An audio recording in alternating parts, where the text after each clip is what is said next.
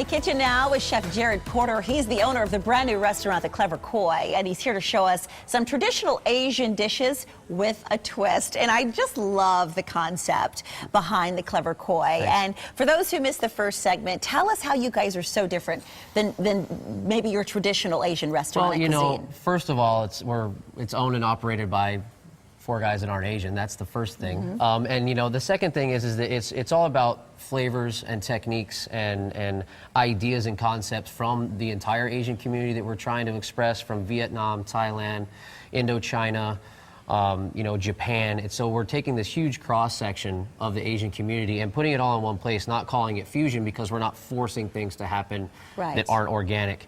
And we just look at different proteins and different vegetable dishes and things like that we can take and not make it classic. We don't want to try to compete with the mom and pop places because they do what they do really well. Right. And we're trying to do something entirely different. Something just to the left of center, right? Right, I love that. exactly. And what is your recipe this time? Okay, so we're going to do a green tea soba salad. So it's a cold noodle salad that is going to be featured on our lunch menu here in the next week or so.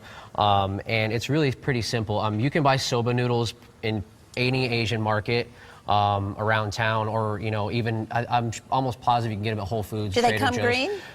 This is actually one that's made for us specifically to have green tea in it, so it just adds another level of flavor and it gives it a great cool color. But soba is traditionally buckwheat, so it's a really healthy version of a noodle.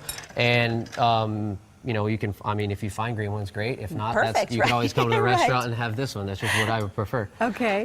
So green tea soba, simmering water. This is really simple. So most soba is going to be kind of stiff, so you need to cook it for about a minute and a half. These are actually pre-blanched. I pre-blanched them, and so all you have to do is just heat them up for like 30 seconds in some simmering water.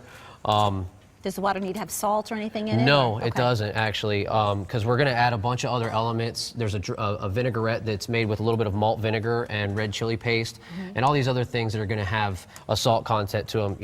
We try to balance that salt, vinegar, acid, fat, oil kind of concept with the food that we're doing at the restaurant. So it's really pretty quick, and you want to shake off all the extra water.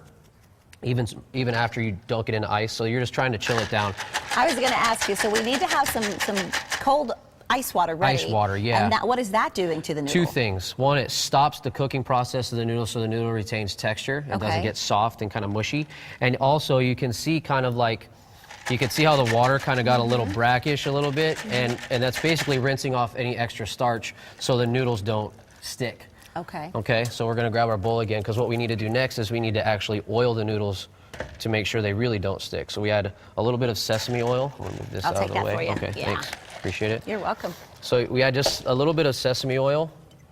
You can go as heavy or as light as you want. Sesame oil has a tendency to be relatively strong, so kind of a little bit goes a long way. And you just want to get in there and kind of mix it up, and don't beat them up too bad. Even if you wanted to use chopsticks, you could do that, but and you can kind of smell the sesame oil on it. It's really got that nice toasty, nutty flavor. And then the plate up is really simple. So you can have all your vegetables or whatever you want, like whatever you choose to put in it.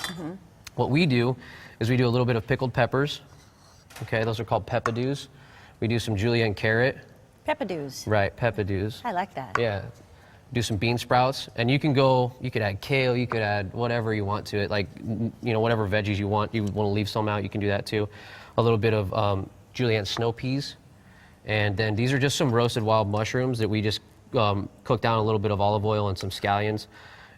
And this is the dressing. So like I said, this is I'm gonna grab a spoon from over here real quick. Okay. And we are actually almost out of time. Okay. Malt vinegar, red chili paste, and a little bit of ground ginger. That looks so delicious. There you go. Oh, wow. Okay, we are going to be sampling this, but in the meantime, if you want to see more about and learn more about Clever Koi, they're on our website, SonoranLiving.com, and you're shaking up some really cool beverages next. I'm going to sample this. Is it okay? Yeah, for sure. All right. Yummy. Terry? All right, you sample away. I'm going to sample.